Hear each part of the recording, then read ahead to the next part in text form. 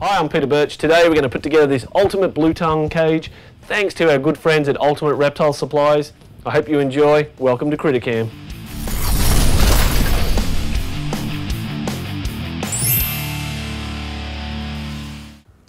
So for this particular setup we're going to do for blue tongues, we're going to use the large URS Terrarium. This bad boy is a really cool product. It's got nice glass sliding doors, it's got a lock on the door. It's got ventilation on the front and ventilation on the lid.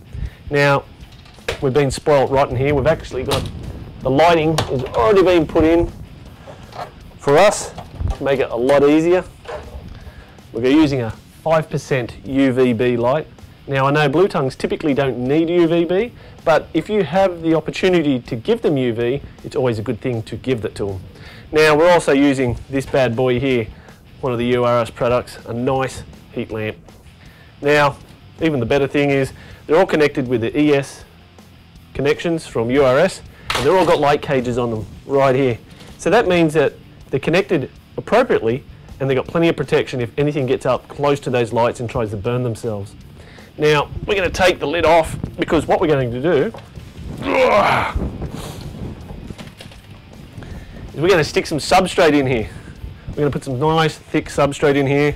And we've chosen the Chipsy Classic. Now the reason why we've chosen the Chipsy Classic is because, like all Chipsy products, it's pretty damn good. And for blue tongues in particular, because they're a terrestrial species, we need to make sure, and I mean the plastic's pretty thick, so you can see it's pretty well vacuum sealed in here.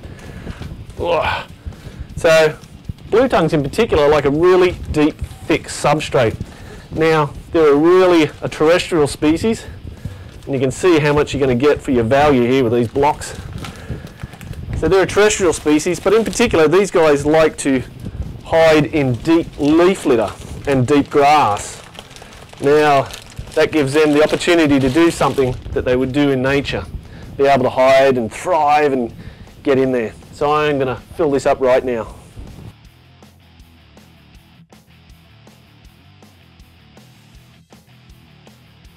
Now, we've chosen the ultimate medium hide rock right here.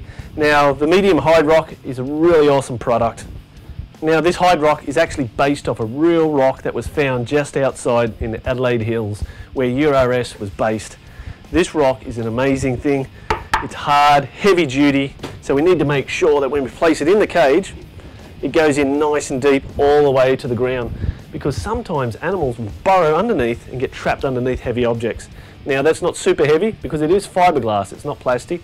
Fiberglass is a little bit more durable for cleaning and wear and tear. Now the reason why we put it down this end of the cage is because I've already planned out that I'm going to put the heat down this end, which means the animal can hide down here. If it needs to get closer to the heat to increase its body temperature to help digest food, because that's what happens with reptiles, he can then climb up on top of this rock, getting closer to the heat source, allowing his body to get more heat, and more importantly, because this is nice, thick, heavy-duty fiberglass, it's going to retain heat just like a real rock, which means he can get belly heating and above heating all in one go.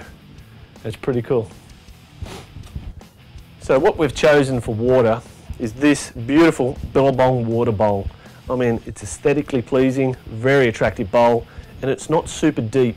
Now, you've got to remember the type of animals that you're keeping has got to be reflected in the way that you keep the enclosures. Now, blue tongues have got short, stubby legs. They don't climb branches or get up really high. So that means they live most of their life, I should say, on the ground, dragging their bellies around. So we're going to put this down the cooler end of the cage because reptiles need to thermoregulate, which means they need to get hot and cold. It means we don't just keep them at a set temperature. They need to be able to move in and out of heat zones to increase and decrease their body temperature as they see fit.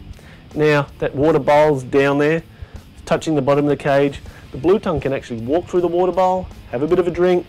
More than likely he's going to drag some of that bedding back into the water bowl, so we need to be cautious of that and need to make sure that we keep that nice and clean. Now, if you want to put something else in there just for decoration, I mean, I really do love this skull with small teeth on it. That's pretty cool. A little bit of greenery in there. I'm a bit of a sick guy, I know, but I think that looks pretty cool. And I mean, yeah, it doesn't hurt to put something in there that you feel is going to make that cage a little bit more attractive and a little bit more to your style. I mean, that there is looking really cool. So we're going to chuck that bad boy in there. Some water in the water bowl. Beautiful. Beautiful. Now, like I said before, this cage lid has already got the heat and the UV in it. So, like I described last time or earlier, is that we're going to place the lid so that the heat is down this end and the UV's up that end. So that means the lizard can now hide inside the rock, feel nice and comfortable, he can get nice and warm. When he wants to, he can come out, move around, climb on top of the rock after he's had a big feed and get really nice and warm, enabling his body to be able to digest that food pretty quick. Now we're going to plug all this in, but more importantly, we're going to use a thermostat just to make sure that we don't overheat these beautiful little critters. So we've decided to use the microclimate B1 for this particular application for the blue tongues, and just to make sure that this guy's doing his job and don't overheat the cage, we're going to use the ultimate thermometer, which is going to give us a nice clear indication that this bad boy, the B1's doing his job. And we can also see the cold temperature of the cage and the hot temperature of the cage. Now, blue tongues are pretty tolerant to heat temperatures or hot temperatures. So we're going to make sure that the probe's down the hot side here, that he doesn't get overheated and turn into heat exhaustion.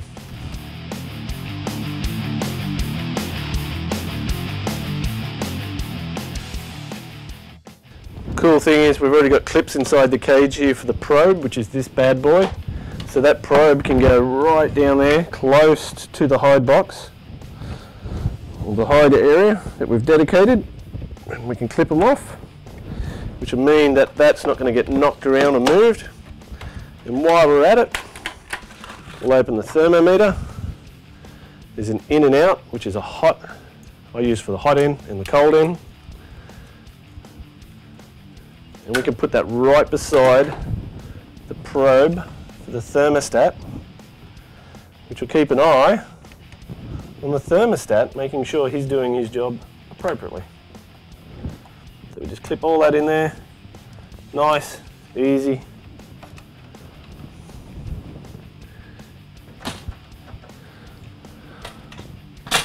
Close the lid. Luckily enough for us, in the top of the URS terrariums is this wonderful little cable area. It allows you to poke your cables out and you can lock the area off in case you have some smaller species in there, maybe some geckos that are pretty crafty little things that'll try and get out.